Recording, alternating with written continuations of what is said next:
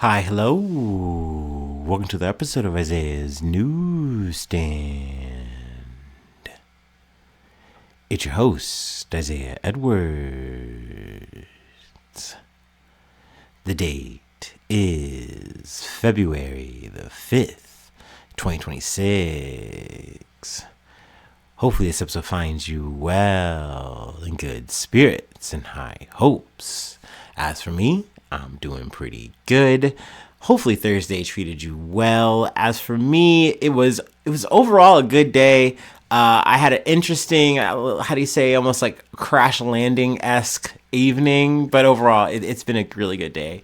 We got up, we were able to get ourselves together, get to work. No problems. I wasn't late, so we love that. Today was definitely a slow day, but overall I was able to stay down at the Crusher, so we love that. And then the weird part about the day was I had to take a meeting. I had to go to a meeting, yes.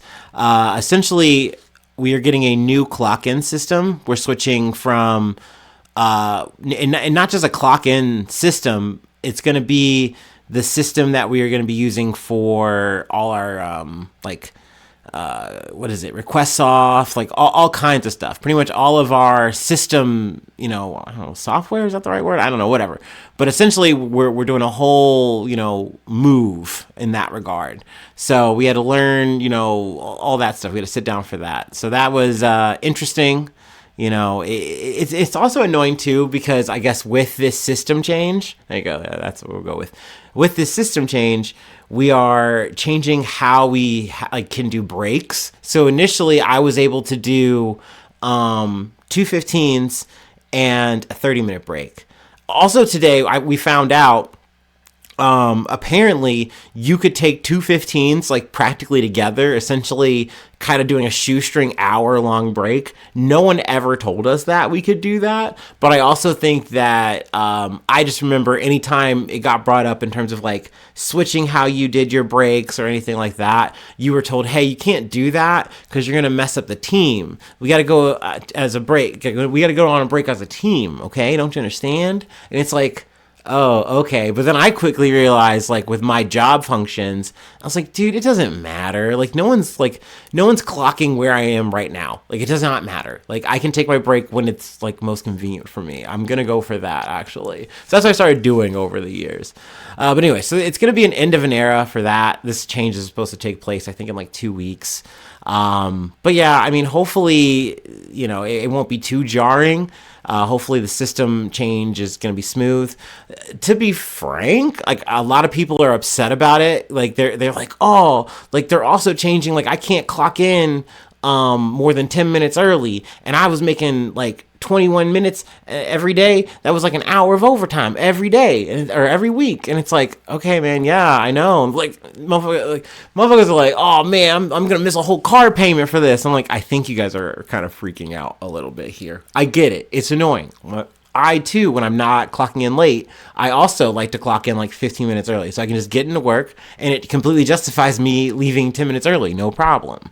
But hey, man, these are the changes. I think another reason why I'm very pliable about this is I came into this year with a new department thing saying I'm going to be as adaptable as possible. I'm going to be like whatever they want me to be, whatever they need me to be. I will make my changes. I will make my sacrifices because I don't want to jam myself up here. Okay. So I was ready to do that. And something like this is like, okay, so we all have to do this. It's not like something specific to me. Okay, whatever. That's fine. Misery loves company. So I don't know. It's just not a big deal to me. I'm okay with it. It's just, a little annoying. Let me take some water, but I'm thirsty already. But outside of that, it was a very normie day. Despite there not being that much cardboard, there was enough, like I said, to keep me downstairs all day. So love that. Then I went to go get some money because I needed to run an errand after the gym. And this is where the day takes a bit of a pitfall, so to speak. My ankle had kind of been hurting a bit, as it is wont to do. And I go to park outside the bank, and, just all throughout the city, everything's plowed enough right? There's enough walk around, walk away to get where you need to go, more or less, right? But there's no more plowing to be had, okay? Also, we're talking about some snow, I think at least today, or not today, tomorrow or something like that. Ugh, I hate it. I'm so over this winter. But anyway, I needed to like get to the sidewalk and I just couldn't. And the only other way was to take this long way around to get to the door. And I see that there's like a foot, like, someone had, has made this trek before. Let me just tread where they have trotted and I'll be fine. And so I take like a skip jump, like I hop there and I hop over. And in doing so, my whole ankle just flares up. I'm just like, ow. Oh. And, I realized why I was doing this. I was doing this to check my headlights. So, because I thought one was out again or something. And I was like, let me check my headlights real quick. So I do this and I'm like, ow, oh. And I go into the car and I scream because I'm just mad. Like, it's ow, this hurts, but also I'm just like very frustrated. And I'm like, whatever, okay, let's get the money. Let's just go. And I do that. And I go to the gym. And, overall, it's packed, which is annoying because that means I've been at this for now 4 days of the week and people are just not leaving. They're not leaving. These motherfuckers got to take a break at some point. They need a rest day and I don't. And this is where I excel. Okay. So I'm just trying to wait it out, but it's very frustrating because I have this kind of rhythm, and I wouldn't even say it's a rhythm. It's like a momentum that I like to build up with throughout the week. Like that's what I like about my program is that you do 4 days of pretty much the similar volume and you kind of slightly increase like Wednesday, Thursday, and then you really get into it Friday through Sunday. That's what I like. That's peak me. That's a peak week for me at the gym. And it just gets so disrupted when I have more than 2 days away from that Smith machine. It throws me off. So today was yet again another one of those days where I just couldn't get out the Smith machine. I had to settle for free weights, which is good. I got to count my blessings there. I can get a good workout there. I can get a good pump just with that alone. And we did. That's what happened. And then we moved on. I did some filler. I did some core work. And I think I only did 15 minutes of cardio because I realized if I run my full hour, then do my stuff that I need to do, I'm not going to have a night. Like, there's just no way. So let's just sacrifice my sacrifice. I'm going to sacrifice 45 minutes of cardio that, let's face it, I don't want to do because my ankle hurts. I'm in pain. And, let's just do what we need to do. So I do that. Then we get tangled up in some traffic. And I love that. That's awesome. Yay. And then I had to get gas. And I think this is like my final straw, was just having to get gas. So I'm like, all right, let me stop by the Speedway, by the house. Okay. Apparently they have the cheapest gas in town or some shit by like a few cents, and everyone's just there, and I can't get my gas. And I'm like, I can't even, park in here to a station. I'm going to go to the Wawa. Fuck this shit. I'm out. So I drive to the Wawa, and I'm in a state. I'm upset. I can feel myself very flustered at this point for no reason, right? Because at the end of the day is fine. I'm just freaking out over nothing. You know what I mean? It was arced up. And, I go get my gas and I'm like, I want to get some more beer. I was just resolved to get some like IPA, stinky hoppy shit. That's what I wanted. And, I'm marching my ass in there and, I walk around and I get so thrown off. This is my favorite part of the night. I get so thrown off because there's an employee and he goes, hey, and I go, hey, and he proceeds to ask me, would you like a sample? And I'm like, huh? Because I'm in a gas station. Like, what are you talking? And I look and it's pizza. And I can't say no to free pizza. Like, so I get a little, a piece of like this. It's almost like a corner piece slice, it's like a little square of pepperoni pizza. And this motherfucker even had a cheese pull. I was stun locked in the middle of the Wawa. I didn't know where I was and what I was doing. And, I think I was a little hungry, maybe a little hangry. And that soothed my soul a little. So thank you, Wawa employee. Thank you, Wawa. That's crazy. I didn't know this was a Costco. I didn't know your game.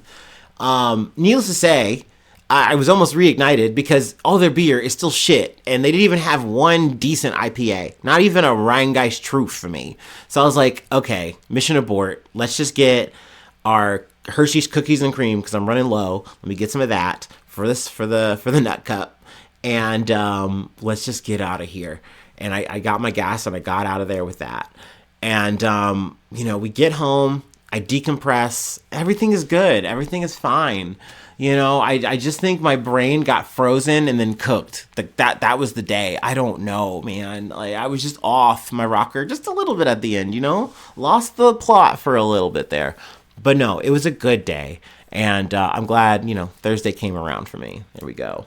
So yeah, and we did the usual when we got home. You know the vibes. So yeah, let's go ahead and do our startup and let's get into some news.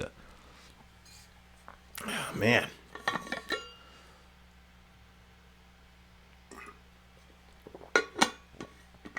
Now, I want to say I'm going to be so locked in for this episode, but I don't think so. Like, doing the research, I don't know, like, I felt like I had swirly eyes. Sometimes this happens to me where I just, like, I cannot lock in. I just cannot, we can't just shift it to another newscaster or another guy. There's not another person in the newsstand, unfortunately, at least not, front facing. There you go. How about that? But, so the show must go on. What can I say? You're just going to have to get little old anxious me.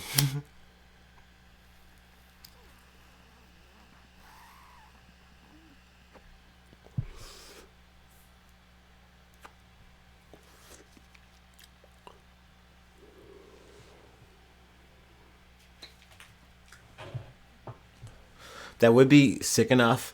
That would be sick to be, like, famous enough that, like, I could, like, be on my MF Doom shit and, like, have, like, a body double. That would be sick. No, it wouldn't. I don't know. They could probably do it. They probably do it better than me. What am I saying? Oh, man.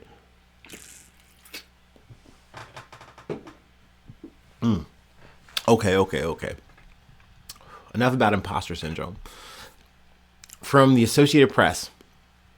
Trump's border czar is pulling 700 immigration officers out of Minnesota immediately. The Trump administration is reducing the number of immigration officers in Minnesota, but will continue its enforcement operation that has sparked weeks of tensions and deadly confrontations, border czar Tom Homan said Wednesday. About 700 federal officers, roughly a quarter of the total deployed to Minnesota, will be withdrawn immediately after state and local officials agreed over the past week to cooperate by turning over arrested immigrants, Homan said. But he did not provide a timeline for when the administration might end the operation that has become a flashpoint in the debate over President Donald Trump's mass deportation efforts since the fatal shootings of U.S. citizens Renee Good and Alex Preddy in Minneapolis.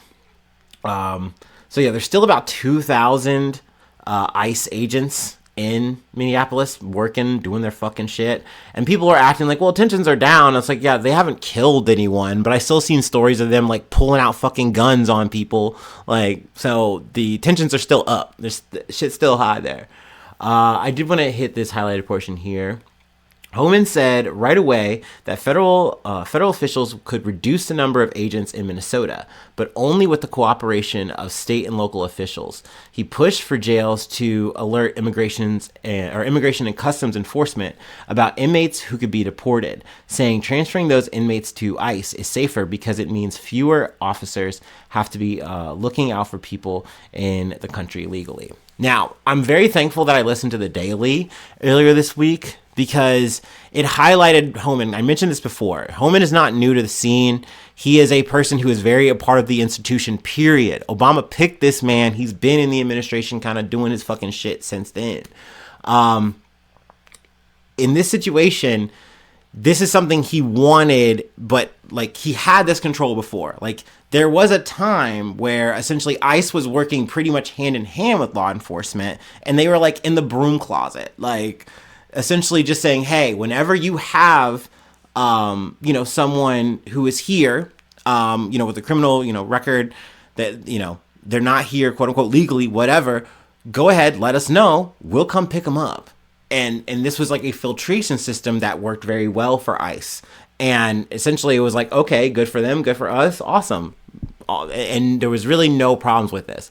I think it sparked with the, George Floyd's death, where, okay, we went through a whole shakeup with law enforcement, with a new sheriff, with tensions being what they were. They said, okay, something like this, it's not helping black and brown people feel safe. Let's actually not have this like in our backyard, in our fucking house, actually. Let's get these guys out of here. And they started working less with them. And that was a general trend in every kind of liberal city, right? Every kind of Democratic area. So this is something that the Trump administration wants to change, just in general. And someone like Tom Homan is like, yes, I want that to change. I want you guys to go back to that old way because that was more effective. That was more useful to me. So that was one of the negotiations that he was able to pry up and get. So it's not a nothing thing. I think this is also a thing, too, that I guess I want to close out with this thought before we move on, that this does feel like the quote unquote true common sense, that even to an extent a liberal can get this and be like, well, okay, that's fine. You can just kind of write it off. I think me of a younger era, especially of that, Obama era, I could have been like, okay, yeah, that makes sense. But once again, you got to understand how fast and loose we've been playing with people's lives here. You do some kind of minor offense, whatever offense, and now you are labeled, boom, a criminal. You got stopped on a night, whatever. Now you're a criminal. And now these motherfuckers are scooping you up and deporting you. But you could have some kind of asylum, especially back at that time. We're talking about the Obama administration, right? You could have your shit all set up to be here. You're as legal as you can be. What are we talking about here? And now it's like, boop, nope, we're deporting you. That's just how it is. Goodbye. So once again, this is something that Tom Homan wants to go back to. And yes, and more, of course. Also, you have no guarantee that they're going to leave or actually draw down anything. Like, they might do that for a time, but then it's Operation, Metro Surge Part 2. You have no control over that. So it really doesn't feel like you're playing, real ball here. But I don't know. It is something, you don't want to say, oh, this is a nothing thing. But it also just, it's a step in the right direction. It's not really, a true, draw down of tensions, if you ask me. Because you still got 2,000 of these motherfuckers running around, or at least about that. Anyway, all right. That's what I wanted to start off with. Let's move on, though. We got to talk about the Washington Post. Bit of a shake-up there. Let me take another water break. I'm thirsty today.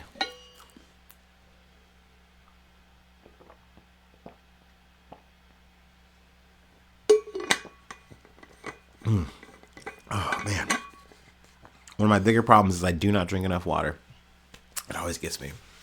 Anyway, from the BBC, Washington Post announces sweeping layoffs as it scales back news coverage. The Washington Post has announced it is laying off 1/3 of its workforce, sharply scaling back the paper's coverage of sports and foreign news. The cuts announced on Wednesday will impact employees across departments with roles in the newsroom. Sports, local, and foreign sections hit particularly hard.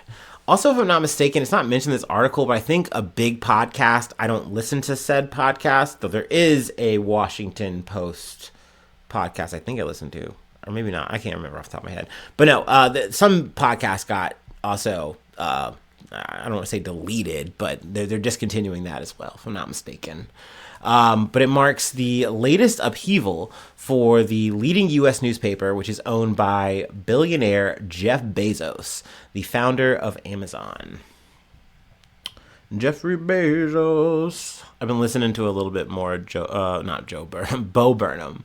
I don't know. Just, it's been very timely. Executive editor Matt Murray said the cuts would bring stability, but the announcement was met with condemnation from the paper's employees and some former leaders, one of whom described it as among the darkest days in the history of the storied newspaper. Today's news is painful. These are difficult actions, Murray wrote in a note to staff on Wednesday. If we are to thrive, not just endure, we must reinvent our journalism and our business model with renewed ambition. This is odd to me because it makes me wonder, like, is this guy actually believing the bullshit he's selling?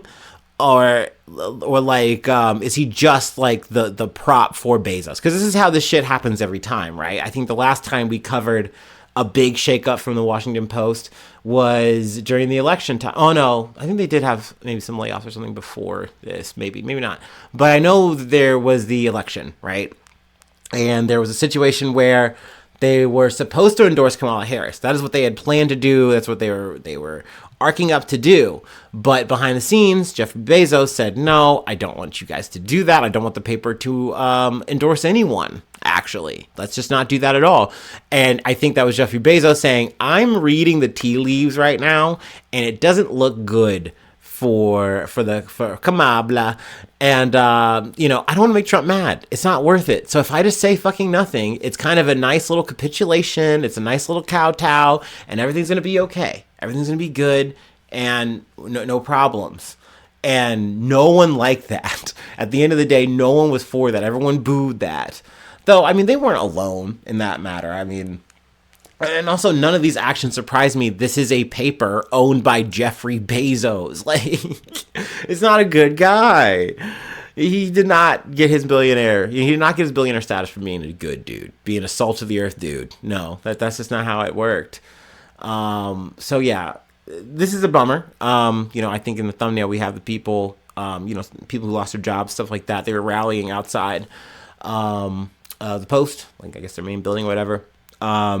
But yeah, I mean, it's definitely sad. It's definitely, you want to say unsettling, but once again, this is the Washington Post. Like, this is already a thing that is like, yes, you do journalism, you do good journalism, yada, yada, yada, it's as good a journalism as the New York Times, the New York Crimes, am I right? But once again, like, there is a profit model here. Dude, I don't even, you've never really seen me reference the Washington Post because it's paywalled completely. I'm not going on my way to do something that is literally, utterly paywalled. Even though I'm being soft paywalled by BBC as we speak right now, I had to use this through a fucking reader, whatever. But, so it fucking goes. Like, I mean, we can say, journalism dies in the dark or whatever the fuck. I mean, cool, awesome. It sure does. But also, it sucks. I can barely see it over this paywall. I don't know, man. It's just, it's in a bad state. And also, we could talk about how media is and all that shit. But anyway, that's a whole other episode. Anyway. That's all I really have to say about that. I feel like we can go ahead and move along. The next story, also from the BBC.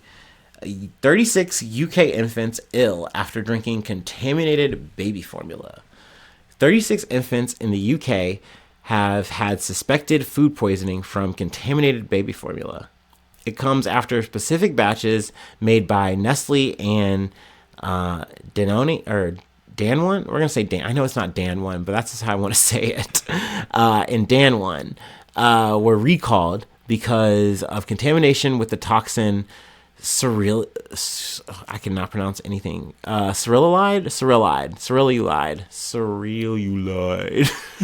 The UK Health Security Agency, or the UK HSA, says it has received clinical notifications of young children developing symptoms, including vomiting and diarrhea, consistent with cerulide poisoning. None of the infants, all around or under 1, are reported to be gravely ill, the BBC understands. So let's see here. What did I want to pull? They do have the batch codes, yada, yada, yada. I'm not going to read all that. It's a bunch of numbers and expirations. But obviously check that if you have any, either the Dan, I know it's not Dan1, but I can't pronounce this on the fly. Or, Nestle, baby formula. Also, because I didn't want to skim and try to find some random formula, I just decided to find a random UK baby. So that is the that's the thumbnail. There we go. I was just like, yep, that's what we're going to do. Fuck it. But cerulide, which I'm sure I'm botching, is a toxin which is unlikely to be destroyed by cooking or when making the infant milk. If it is consumed, it can lead to symptoms like nausea, vomiting, and abdominal cramps developing quickly. So yeah, I mean, obviously that is definitely a buyer beware. If you do wind up with any of those, if you're a UK listener, hi, hello. I know I talk a lot of shit. Sorry. Hopefully, you're just tossing that shit out and saving the baby. And I mean, granted, no baby so far has lost their life, so knock on wood there. But still getting ill. That's not good. That sucks. That's scary, especially young infant, of course. Well, they're all young. You know what I mean? That's redundant. Anyway, get your refund, get your exchange if you got the receipts or whatever. Yeah, be careful out there. Goddamn. Anyway, we have one more story. At least one more story I was really intending on covering for today. We gotta go to Long Island, and it's not for the fucking tea. Let's take our last break.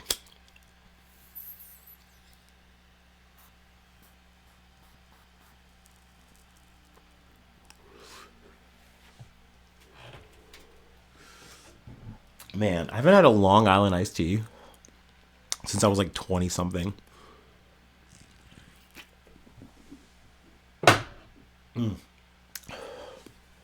Oh, my surprise.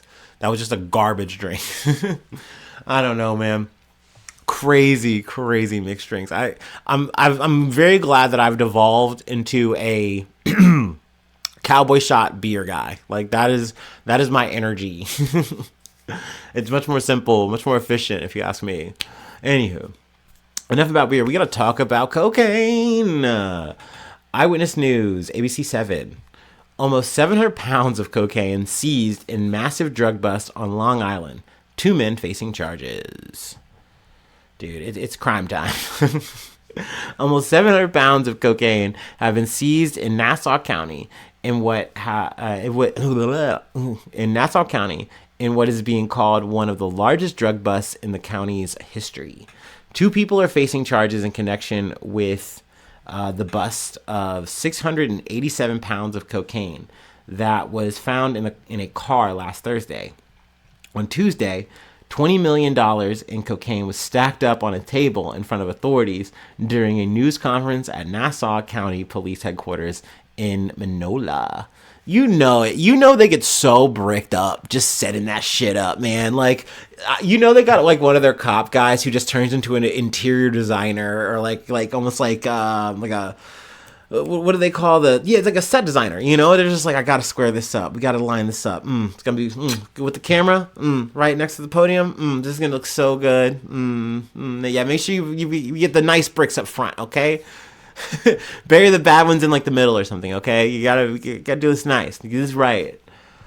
Police say officers were staking out the parking lot of a Holiday Inn on Sunnyside Avenue in Plainview when they saw what was believed to be a sale go down.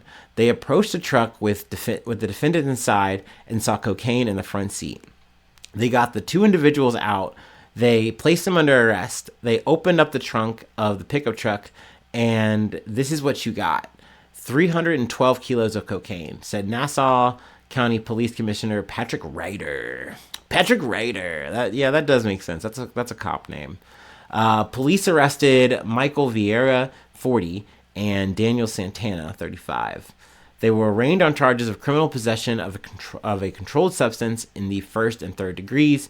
Both of those charges could carry maximum sentences of 20 years behind bars.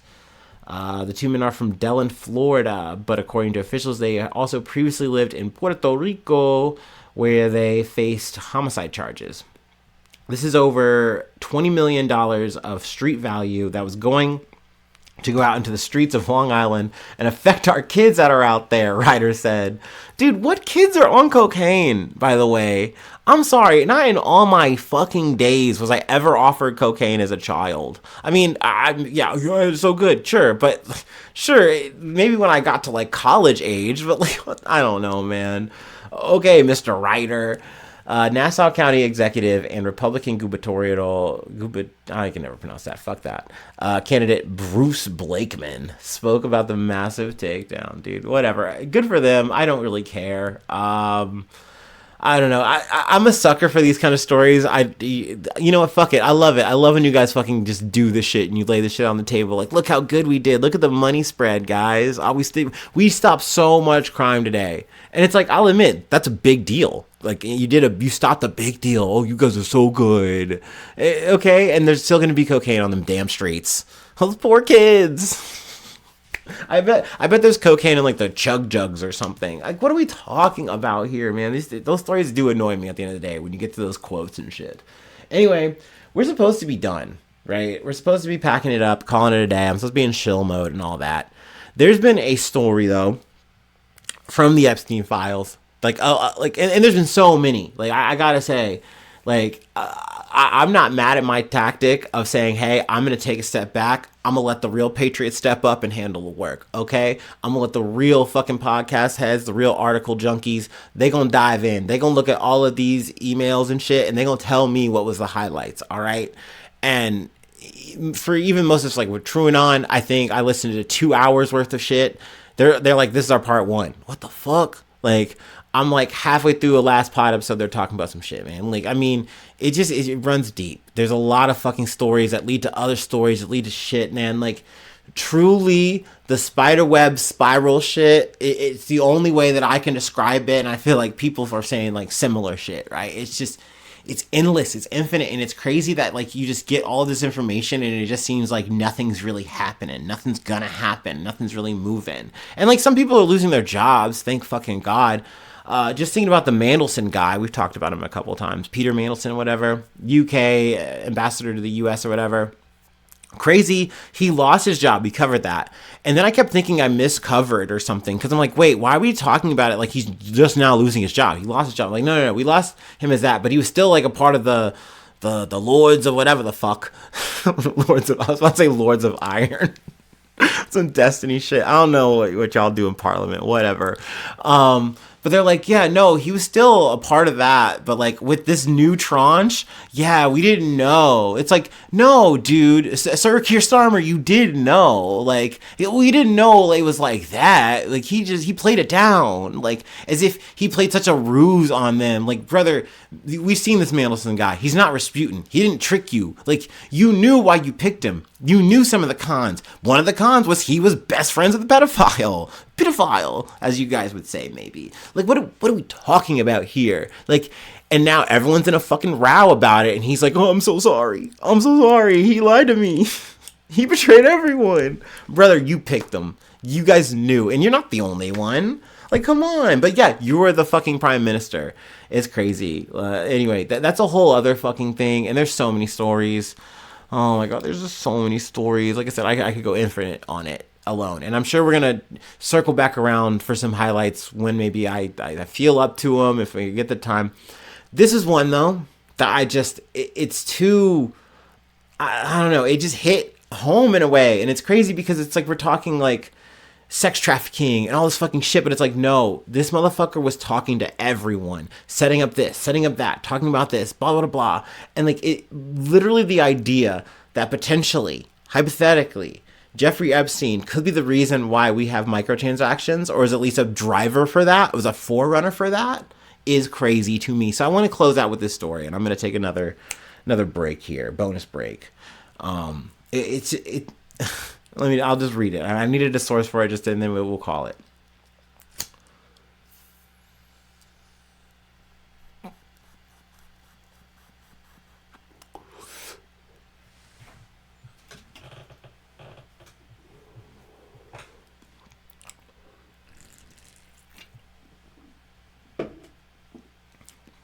This is from MSN. One I don't really advise, but it's just useful for today. You take what you can get. Call of Duty microtransactions were pushed for by Jeffrey Epstein. If you want someone to blame for Call of Duty's rampant monetization, it turns out that Jeffrey Epstein, of all people, had a hand in its inception. In newly uncovered correspondence between Epstein, futurist Pablo Holman, and former Activision CEO Bobby Kotick, which is a reviled name in the gaming world. I believe he was part of Gamergate, had his own set of allegations, taken from the over 3 million Epstein files that were released on Friday. Conversations were had about indoctrinating kids into an economy through in-game cosmetics. X Prize is a good idea, but key is real-world rewards, Kotick said in an email to Epstein. Learn to read, earn cell phone minutes, iPhone credits, virtual items in games. I'm all for indoctrinating kids into an economy. You gotta love how his example for real world events is virtual items in games, and that was Pablo's. Interestingly, these emails were sent on May 3rd, 2013, mere months after Black Ops 2 launched, the first game in the series to feature microtransactions. Activision tested the waters with personalization packs, extra slot packs, and paid calling cards. The first of which were released on April 12th, 2013. Epstein was also advised to buy stock in Activision in 2018. So yeah, I mean, this is just a small thing, and trust me, there's so much other shit. I mean, just talking about how deep the trafficking went and how many people were involved in it, just actively talking about it, participating in it, is gross and disturbing, and we could just go long on that, and that would be it. But the fact that he had a hand in that is so wild. And like, you just kind of see how it starts as kernels in this kind of form with these little cosmetics. And I remember these kind of things dropping and being like, whatever, it's fine. I think Overwatch was one where I think it became really big because it's like, hey, get a loot crate. Just pop one, and you get them for playing the game, and you get it, but you want more, and you want to keep popping them, right? You want to get this cool skin, you want to get this cool stuff, and like, it was getting to the point where people were like taking their mom's credit cards and, swiping them, charging them to get more loot crates and things like that, and it's like, this is where you start having a problem, right? But once again, not for these companies. They don't fucking care. These kids are hooked, and they're hooked on not even the game at that point. They're hooked on the loot. The cosmetic, like, we've got them. And I mean, is that so different? We keep, cranking the clock forward all the way to like a Fortnite, you're spending V-Bucks so you can get the Sabrina Carpenter skin, you know what I mean? I don't blame you. Do what you want to do. And get Goku, go off, do what you want. Anyway, it's just wild that once again, somewhere at the start of that, there's Jeffrey Epstein going, you know what, you guys could just try that. It would, make you some money. And just everyone like, yeah, dude, yeah, we were thinking some shit like that sounds so cool. Yeah, we're cooking right here. Yuck. And then they went back to doing that stuff, yuck. Yeah. So yeah, I mean, we are living and learning in 2026. That is what we're doing. And trying to get a pump while we're at it. How about that? But that's the episode. We'll close it there. Now it's time to chill. Patreon.com/Isaiah News. Become a newsie today. Free ways to hit me up, IsaiahNews1@gmail.com. Feel free to follow me or the podcast on any of the socials. Subscribe to the YouTube. Follow on TikTok. Follow on Spotify. Follow on Apple Podcast. Wherever you like to listen. Leave a like. Leave a cool comment. Sharing is caring. It's always appreciated. Also, it is appreciated if you give me 5 stars on Spotify, 5 stars on Apple Podcast, or wherever they give you the option to do that. 2 thumbs up for you if you do so. But if you don't, that's a-okay. I appreciate you just letting me bounce around the walls, and just yap my truth, so to speak.